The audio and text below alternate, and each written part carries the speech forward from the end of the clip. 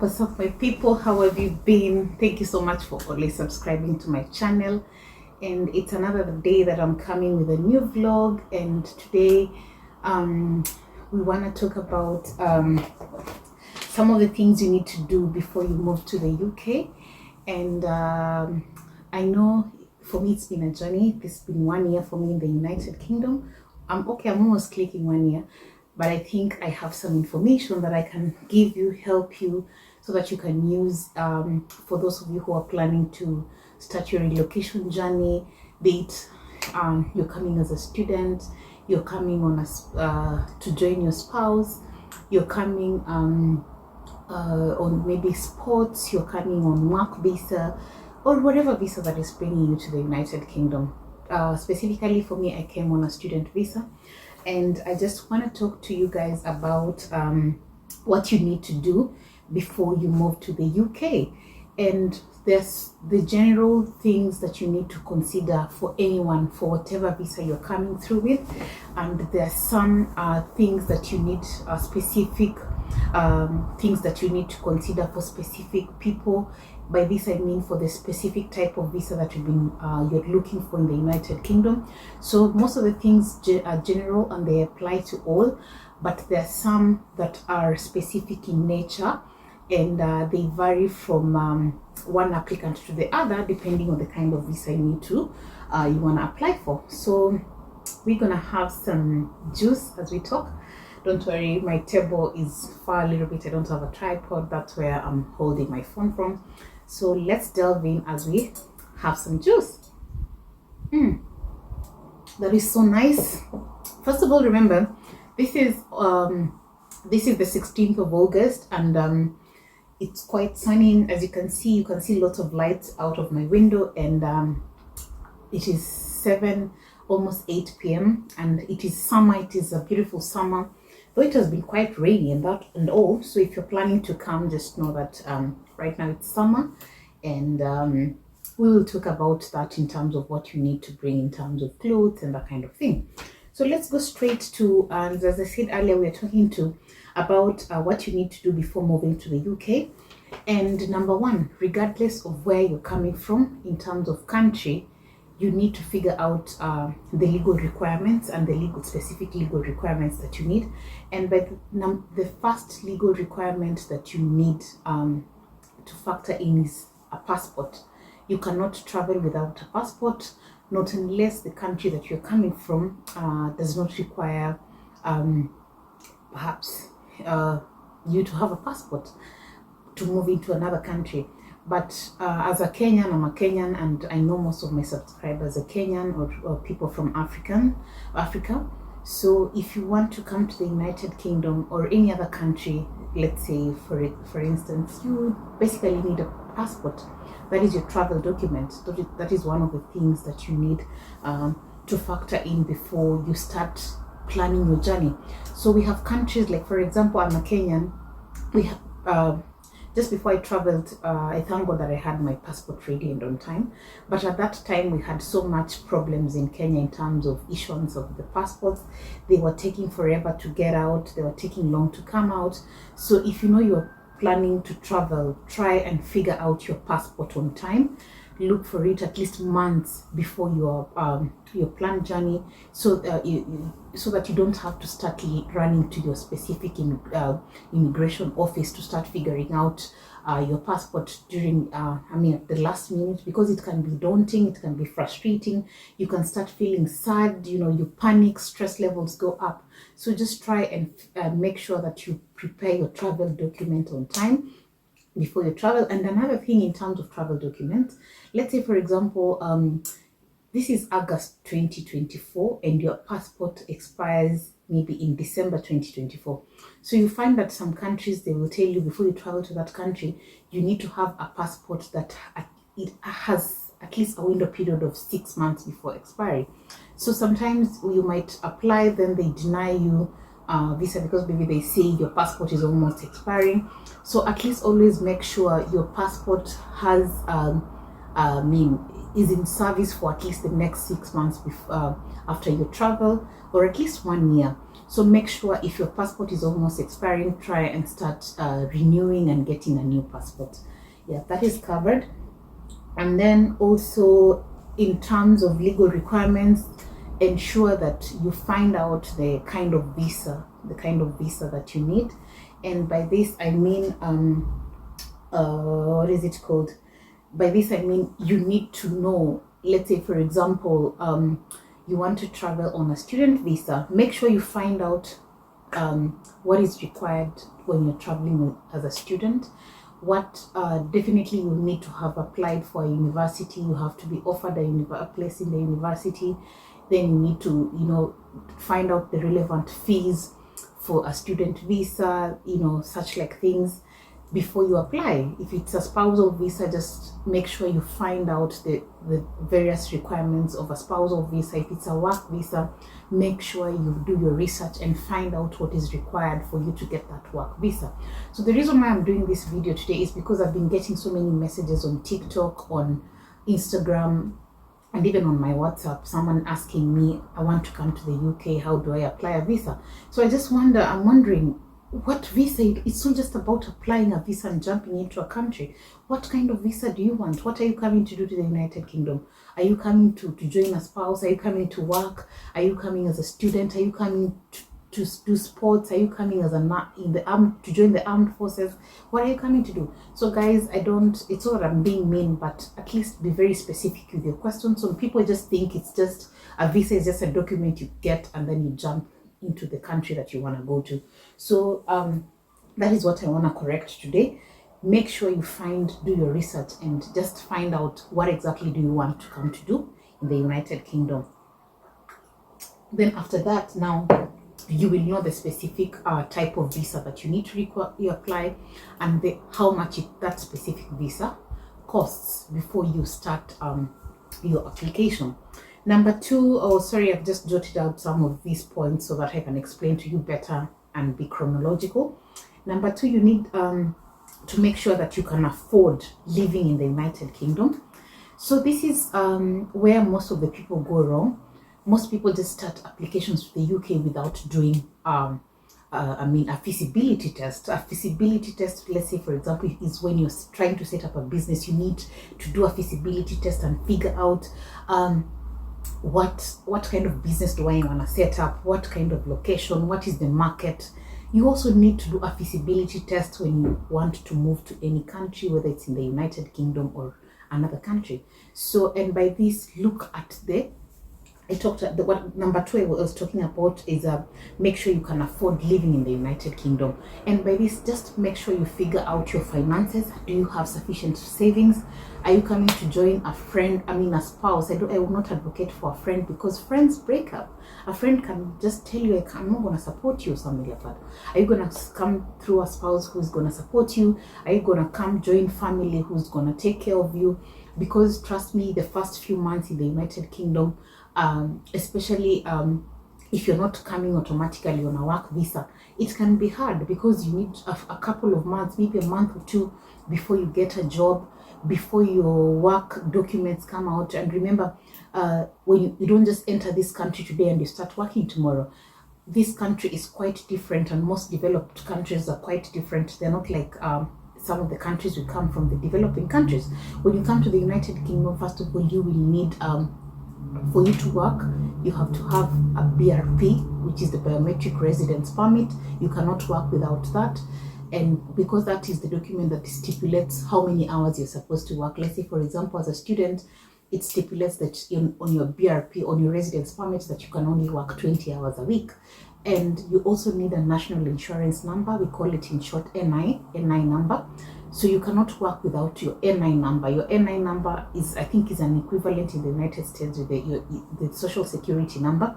So you cannot survive without such. So you need to, the reason why I'm talking about figuring out your finances is before you leave your destination country, your country where you're coming from, and before you come to the UK, make sure you have at least some savings that will push you for the first couple of months, even a month or two at least, that can cover your rent for at least 2 or 3 months. And then you can have some savings to, to keep you going in terms of pocket money, buying food, setting yourself up and that kind of thing. Some people just leave their countries. I've just noticed this. Some people leave their countries without nothing, because people in the UK always will tell you, oh, when you come here, there are jobs, you'll just get a job tomorrow. Trust me, my dear, it is not automatic. Not unless you're coming on a work visa. It is easy because you would be stationed in a job, but you're not coming on a work visa. You don't have any savings, then you're just jumping into this country. You need money. So in my channel, I don't want to lie to people. People lie to people a lot on this YouTube, and by lying, I don't mean in a bad way, but I just mean people don't tell people the right information. Of course, there are jobs here, but you're not going to come into this country today and tomorrow you have a job waiting for you. No, you need to work, make sure your your papers are ready, you have the sufficient work documents, because any job that you apply, when you go, they will ask you, give us your right to work documents. You have to have your right to work documents, and then there's something called a share code.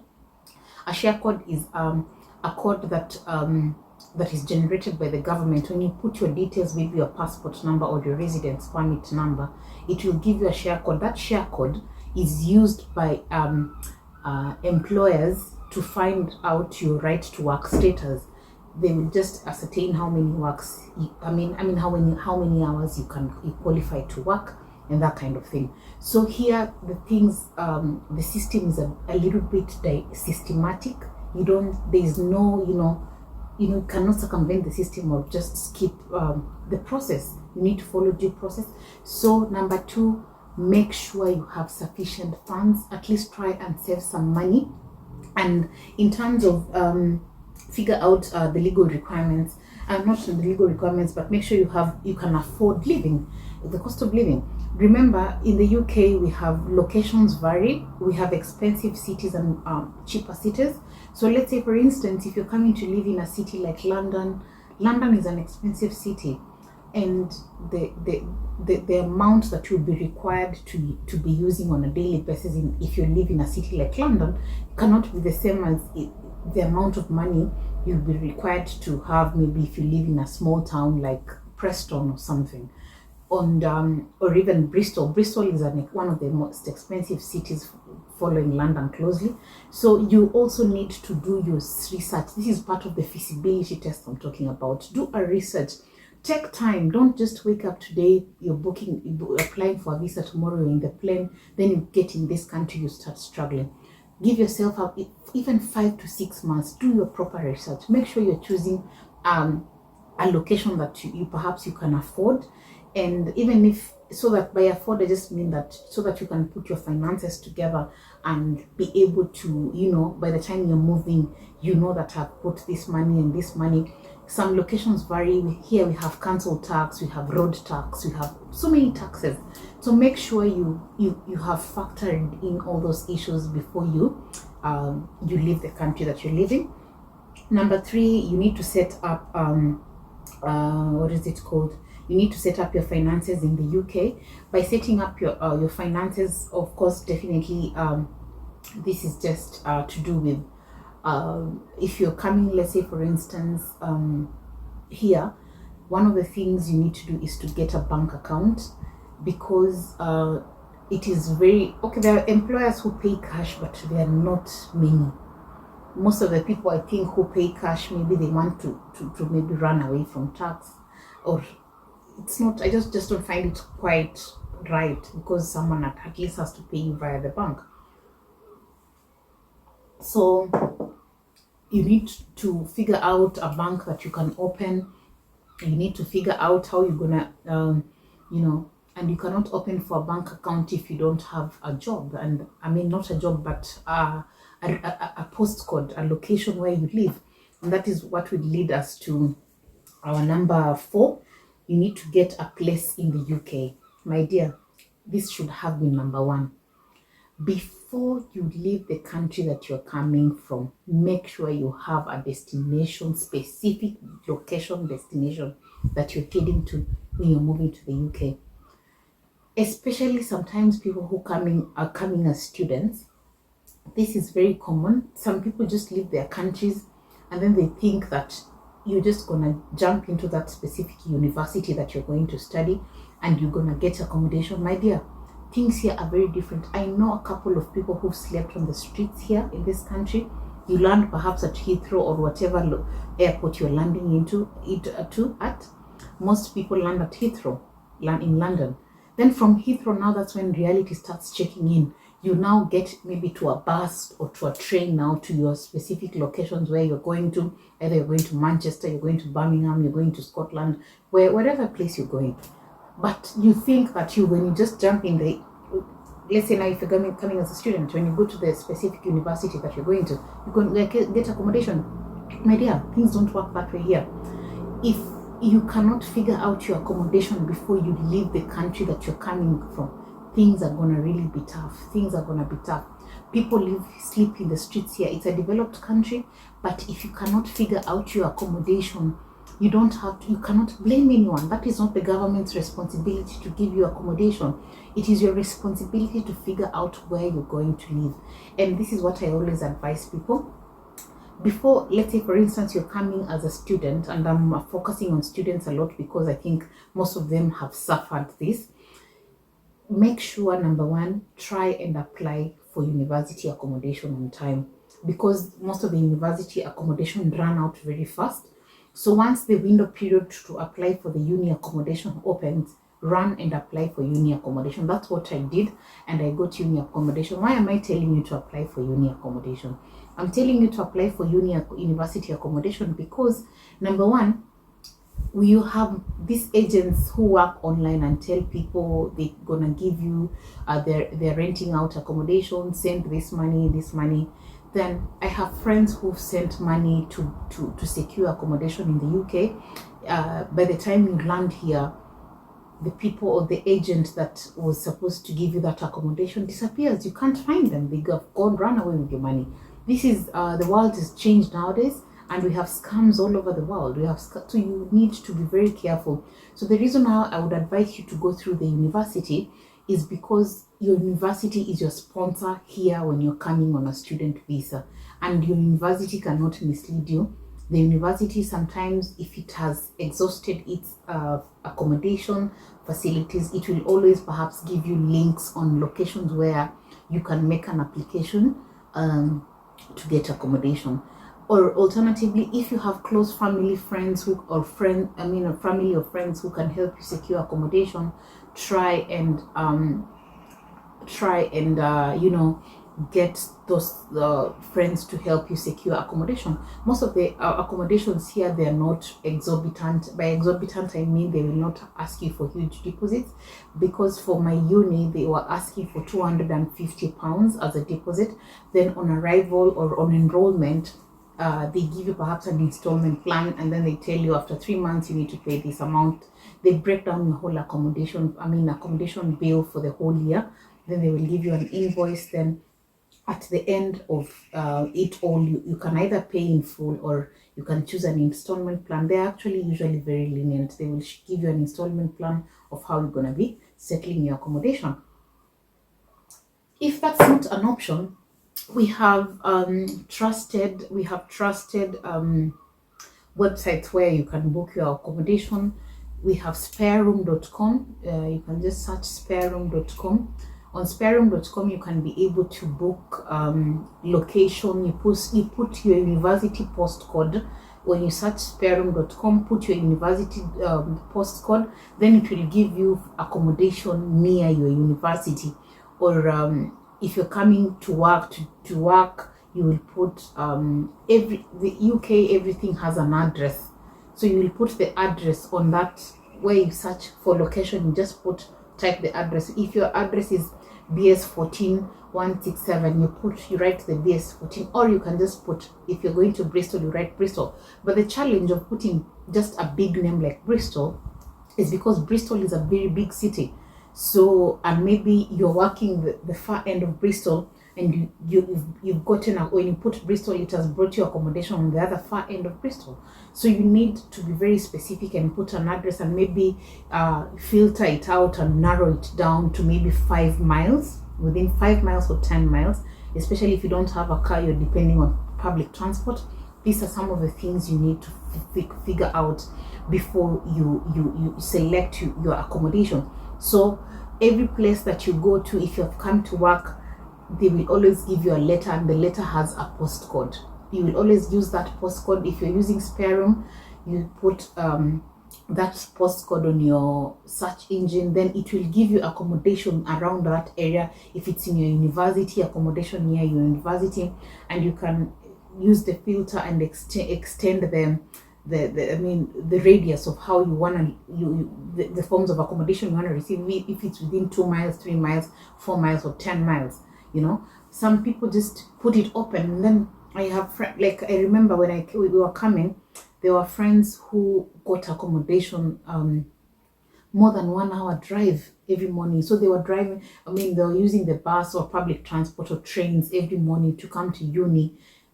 Can you imagine a journey of 1 hour? That is really far. So those are some of the things you really need to factor in. And then besides spare room, we have Rightmove. I will put the links here. You need to check on Rightmove. At least these are trusted websites, and the procedure is the same. Put your postcode, and then it will give you the locations. Make sure you narrow down your radius to your preferred radius. If it is within 5 miles, 10 miles, 3 miles, whatever. Rightmove is also another website that you can use to check legit accommodation. And then we also have Zoopla. Zoopla is also another one that I know that is trusted here, that people are using, and you will get honest agents there who are renting out property. And I have not had cases of people who've been duped or scammed and all that kind of thing. And then if you're coming also as in university, we have Uniaco. So Uniaco is also another one, but it's usually for people who are coming through who want to come as students. The other three that I've mentioned, they can be for anyone. Like it can be I'm talking about now Rightmove, Zoopla, and Spare Room. At least those ones I know it can cover anyone, whatever visa you're coming with, you can figure out accommodation using any of those three. But for Uniaco, it is a website, or rather a company, that helps people to get accommodation in the UK. So these are things you really need to take seriously, because there is nothing as sad as, especially if you're coming anytime after September, it starts getting cold. So can you imagine? Trust me, people have slept on the streets. You see people with bags in the bus stops, they have nowhere to go. So these are things you really need to take seriously. Figure out your accommodation before you land in this country. Pay a deposit, make sure they're legit people, do your due diligence. Back to it again, I'm sending you back to do your feasibility test. Make sure you find out what do I need, where is the place, how far is it from either my work, my school, my whatever. Figure out those things. Don't just leave your country blindly. This is not your home. You're coming to make it your home, and before you make it your home, you will need to go through a couple of things. You need to do proper research. So don't go through what some of the people I know have gone through. And then also make sure you have your healthcare covered. So one of the things you cannot do without in this country is insurance. And by insurance, I mean there's something called the insurance health surcharge. And most of these developed countries, they take healthcare seriously. And by this I mean you, as you are applying for your visa, one of the things that you're gonna pay for as well is your insurance. So if, let's say, you're coming for your visa is for 1 year, they're allowing you to be here for 1 year, you have to pay your insurance for 1 year. If you're coming for your visa is for 5 years, you need to pay for your insurance for 5 years. Why? Because healthcare here is quite advanced, it's quite different, and it's not just like in our countries where there's nothing wrong with our countries, but at least what I'm just trying to say here, the system here is quite different. Systems here work, because when you fall sick at night, when you call 999 or 111, you see those things you watch on movie, 911, what's your emergency, something like that. They can send an ambulance to pick you. They have to register you with a specific general practitioner. So everybody here in the UK has their own doctor. And How do you get your doctor? And this gets you back to where you live. You will need a postcode. So when you share your postcode at the time of traveling, you will have to they will have to get you help you get a GP. A GP is a general practitioner, and you cannot be living here and your GP is in Manchester, for instance. You cannot be living in Bristol and your GP is in Manchester. No. So oftentimes you find that your GP is usually maximum, I think I've seen is about 3 miles. Someone you can, most of the people it's a location you can walk to, and seeing a doctor here is by appointment. It is very rare circumstances that you just walk into your GP's office. Their process of how you book an appointment to see your doctor, and not unless those are acute emergencies where maybe you're sick, you're bleeding, you're struggling to breathe. Those are the ones that you can call now 111, and now they will send an ambulance and take you to hospital. But normally, if you're having things that you need diagnosis, those ones you have to call your GP. If you have a flu, you have to call your GP, and your GP will send your prescription to your nearby pharmacist or chemist. So when you walk to that pharmacy, you will just give your name or a reference number, then they would have already received your prescription. So you don't have to, because here it's so hard to just get medicine over the counter. You cannot, I think there are just a number of selected medicine that you can get over the counter. For instance, some form of paracetamol, and even that paracetamol you can only get to a certain quantity. You cannot, perhaps, let's say if it's Brufen, you cannot buy more than 3 packets or 2 packets. Even some stores will deny you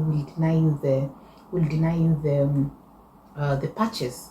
Even if it's your money, you want to give them money, but it is a requirement. It's against the law for them to sell you a certain quantity of that, some painkillers, paracetamol, that kind of family. So you need to make sure that you have your healthcare covered. And I think that as much as it looks like a requirement, it's something that you cannot do without, because at the point where you're doing your visa application, it comes together with payment of your insurance, such as. So what does this take you back to? This takes you back to figuring out your finances. Make sure you have figured out your finances properly. Make sure that you have a budget. Sit down, like I told you, before you do anything, make sure you do a budget of everything. If you're coming as a student, make sure you have looked at your tuition fees. How much does your tuition fee cost? How much does your accommodation cost? And accommodation will vary with the city you're going to. If you're going to a place like London, the accommodation is usually the living expense requirement by the UK government is about £12,000. But if you're going to other cities, other general cities is £9,207. So these are things you need to figure out, because some people just start this application blindly. Then you get in this country, you start hating it, you become frustrated, you get sad, and then you watch some people's videos on YouTube. They start saying how they didn't like the UK, how they didn't, but it's just that it depends with how you start. I don't mean that your start will define your living here, but sometimes first impressions matter. If you start things here on a bad footing, things are really going to be difficult for you. So just start by following due process.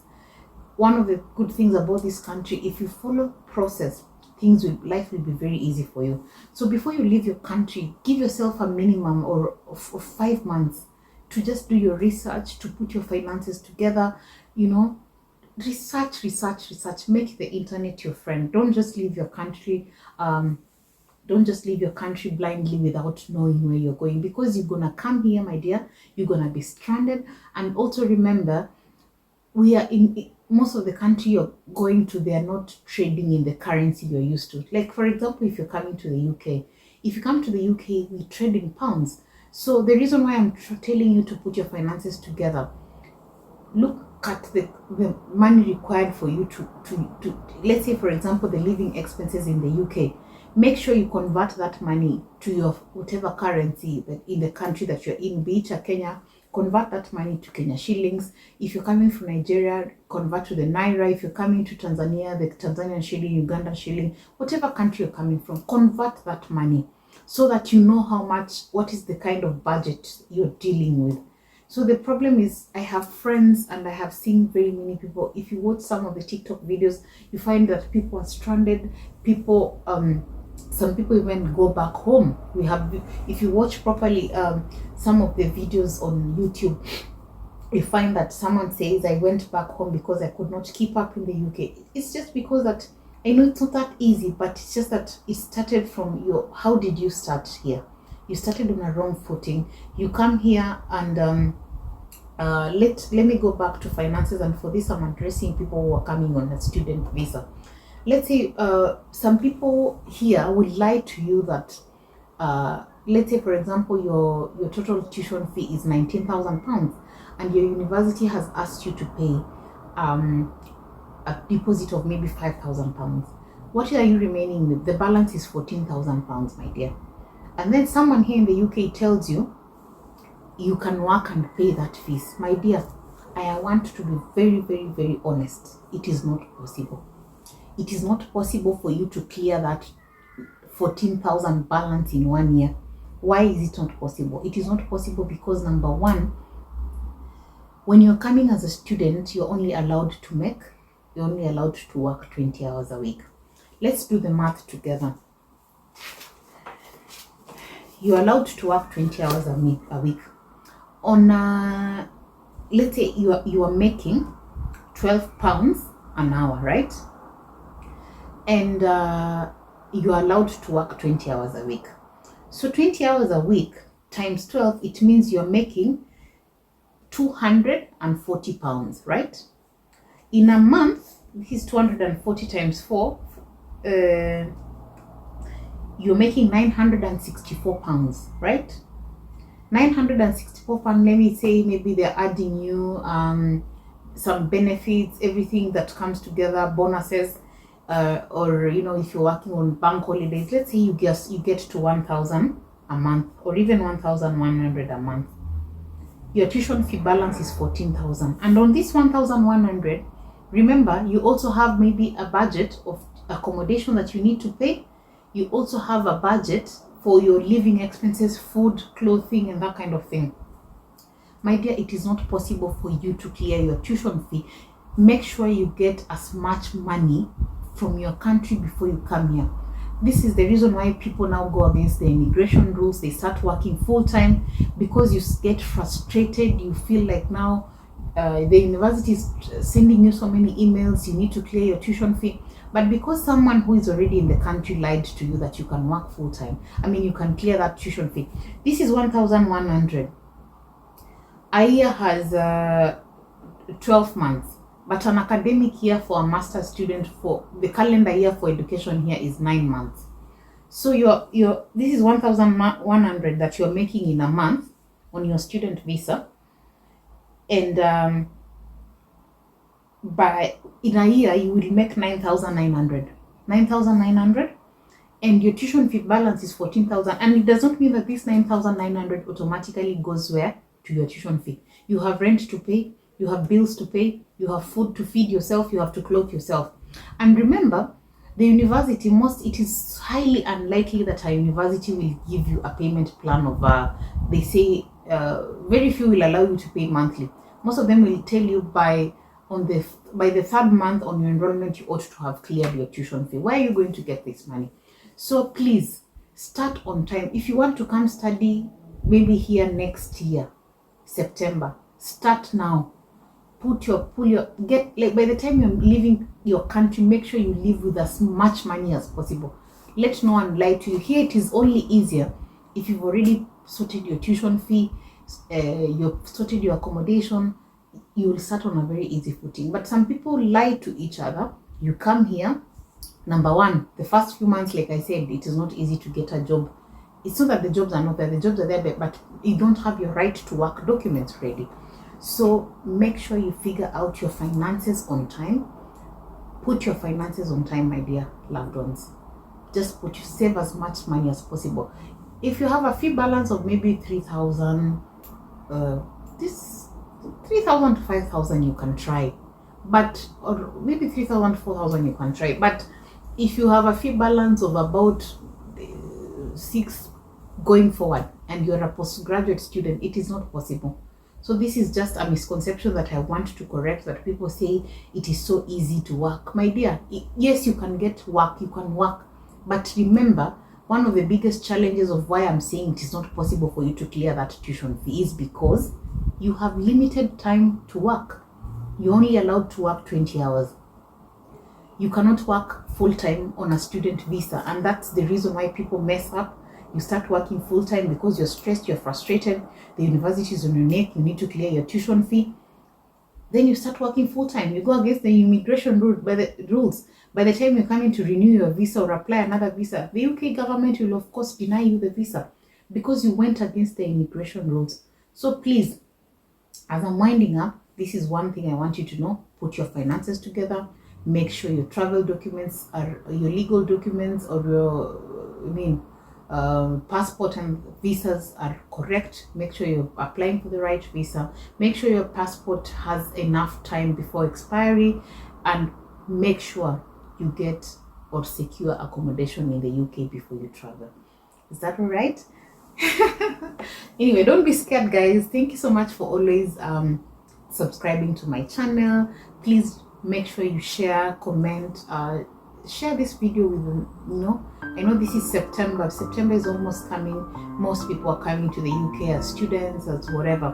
Share this video widely with people who it can be helpful to: a friend, a brother, a sister, an acquaintance, yeah.